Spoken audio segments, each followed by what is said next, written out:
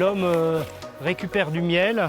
Il y a des peintures rupestres dans la grotte de l'Araignée en Espagne qui attestent de la récolte du miel par des hommes. Et on a remarqué qu'il faut faire de la fumée. La fumée, ça crée un petit stress chez les abeilles et elles consomment du miel et elles sont moins agressives. Donc voilà, maintenant on utilise un enfumoir, on fait une fumée, on met de la luzerne qui permet de faire une fumée qui dure longtemps. Après, on rajoute de l'herbe verte.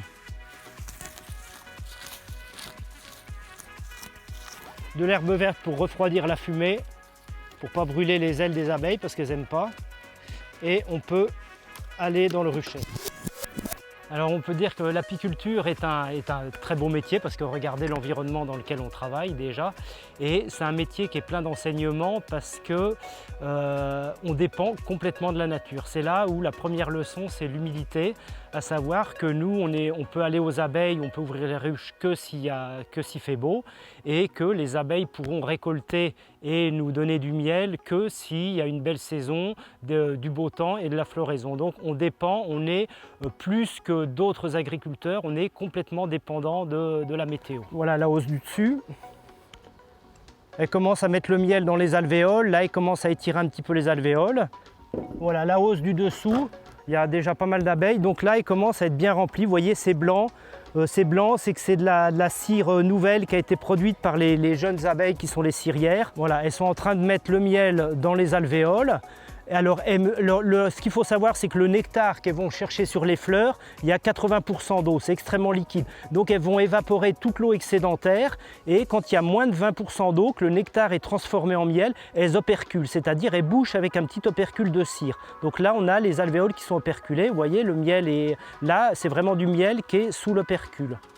Donc là, on a une hausse qui n'est pas terminée, hein, qui est à moitié, on va dire à moitié, 3/4 pleine. Donc, je vais la sortir.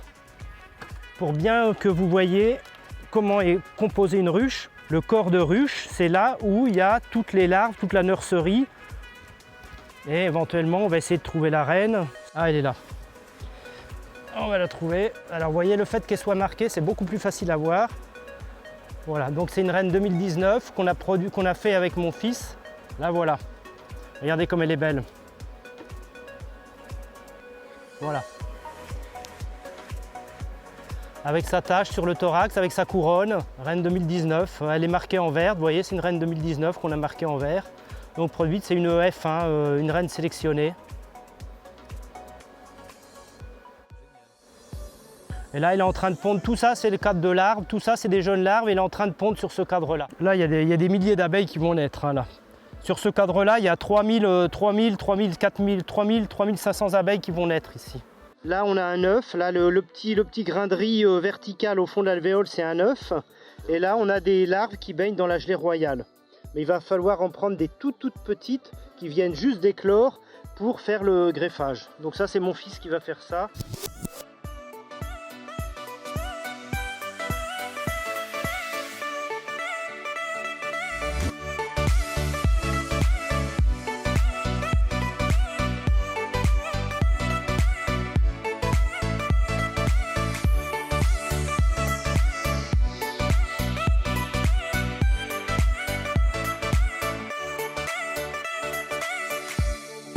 Donc là, on a ramené des hausses des ruchers. Alors, donc, comme on a expliqué, c'est la partie supérieure de la ruche. Voilà, donc l'idéal, c'est un cadre rempli, fermé à 100%. Hein, c'est-à-dire que les abeilles ont complètement maturé le miel. Elles ont fermé avec un opercule de cire. Donc nous, qu'est-ce qu'on fait à la miellerie? On désopercule. Voilà, je désopercule. Une partie du miel tombe sur le tamis, passe au travers, et le reste du miel qui est dans le cadre, je le mets dans la centrifugeuse.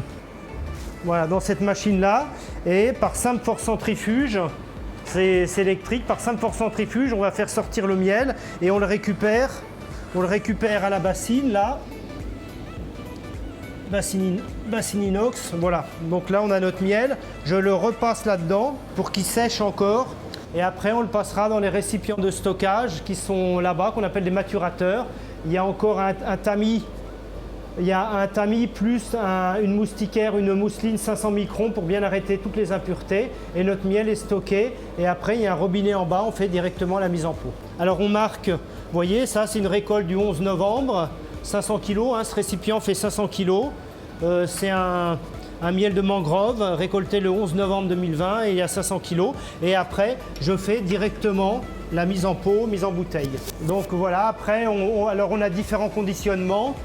Les pots de 250 grammes, les pots de 500 grammes et ce qui est beaucoup apprécié en Guyane, la bouteille de 1 litre où il y a 1,4 kg de miel, parce que la densité du miel est de 1,4. Donc dans une bouteille d'1 litre, il y a 1,4 kg.